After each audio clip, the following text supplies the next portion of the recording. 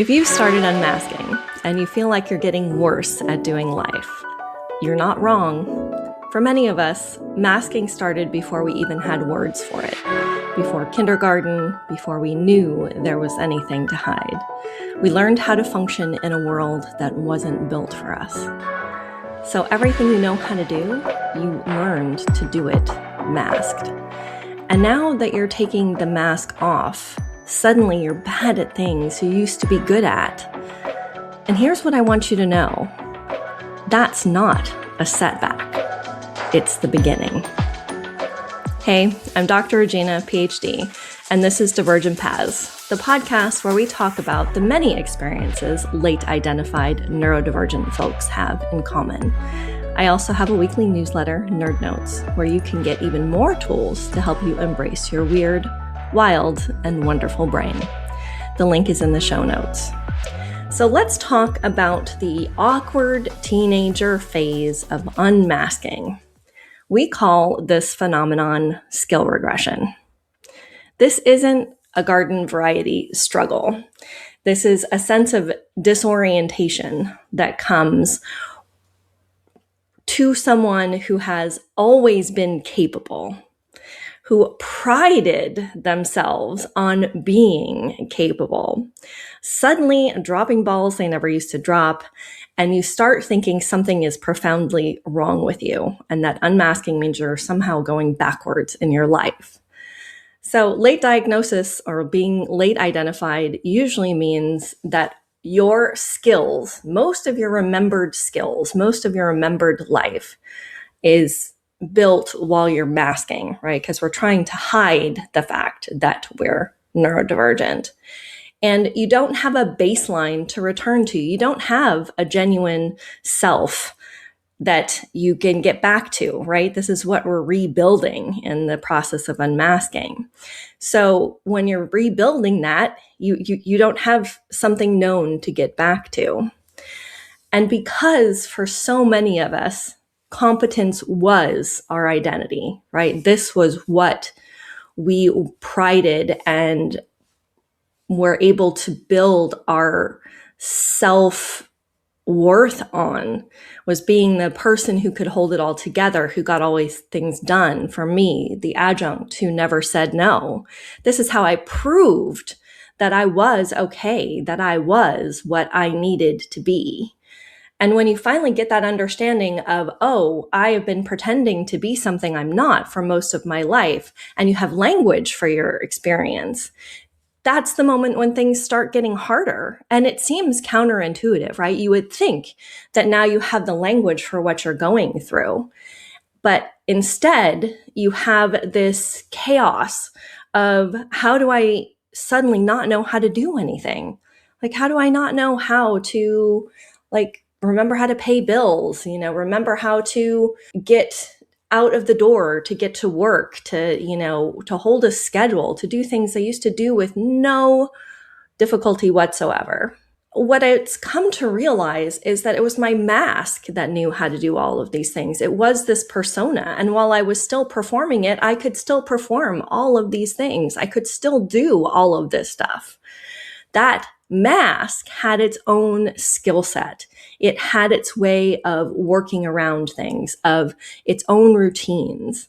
But those skills belonged to that performative self, not to my genuine one, not to our genuine selves, not to that core of who we're trying to get to through unmasking. So unmasking isn't just about accessing those emotions that you've been pushing down for so much of your life. Unmasking is functional. You're not the same operator anymore. You're not operating in the same way. It's almost like learning how to walk all over again. Like, imagine what it's like when a toddler is still stumbling around and has that bobblehead that is so heavy and so prone to falling forward. You are that in some ways.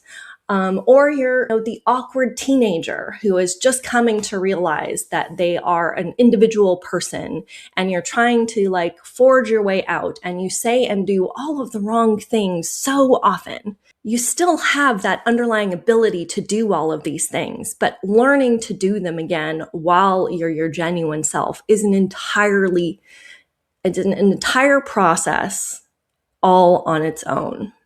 What does this kind of look like? I mentioned paying bills. So sometimes your executive functioning tasks that used to feel automatic, that were just things you were able to do, you have a harder time doing them because you're used to driving that executive function out of fear. And remember, masking is about safety and creating a sense of safety for yourself.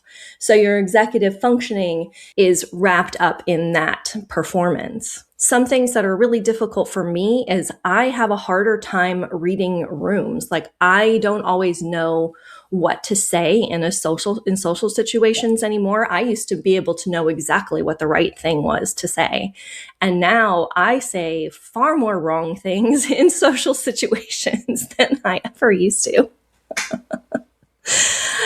I realized that masking borrowed from hypervigilance because of that fear, because I was functioning from a place of driving to a sense of safety. That hypervigilance helped me read the room. It helped me be hyper observant. And now that hypervigilance is wearing off because I feel safer in who I am as an individual, it's disorienting.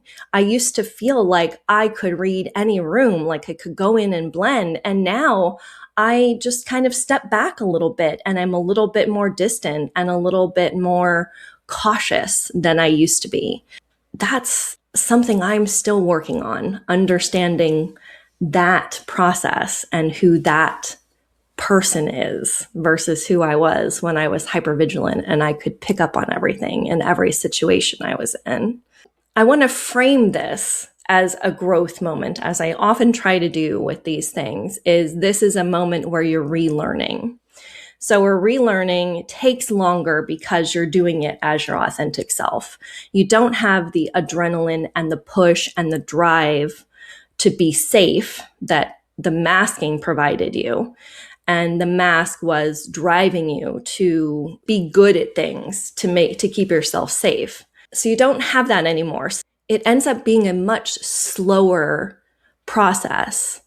Like I said, with my hypervigilance wearing off, I'm a little bit more cautious and a little bit more observant than I used to be I step back to be observant instead of like going on my gut instincts and pushing into things. I'm a little quieter about it.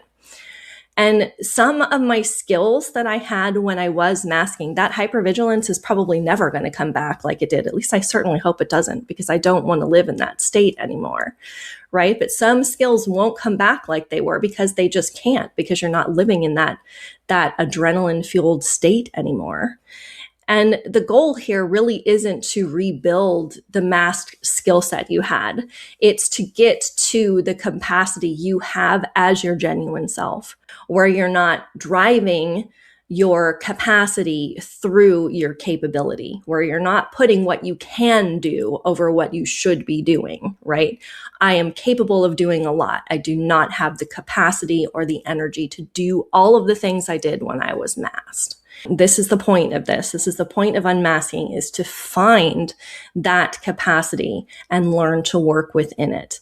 Accommodating yourself through this process, through relearning, through the skill regression, isn't a failure. This is you collecting data of who you are and what you are capable of. And that is one of the most powerful things you can do in coming to understand your late diagnosis or your late identification. You get to let go of that masked self. You get to let go of the performance. And there is, as I've talked about previously, there is grief in this. There is a sadness of letting go of that. But you're not falling apart. Your life isn't falling apart. You're finding out who you really were this whole time. That's the most amazing thing you could be doing right now. So if you're looking for help unmasking and learning how to be your genuine self, learning how to go through some of these steps, learning how to recognize those moments of skill regression and how they don't reflect you failing, book a clarity call with me. There's a link in the show notes. and we can talk about if coaching with me is the right fit. I'm currently booking my package, The Nerd Out, which is where we dig deep into some of the big pain points as you incorporate your neurodivergence into your life. The deep dive can help you identify your awkward teenager skills and help you level them up.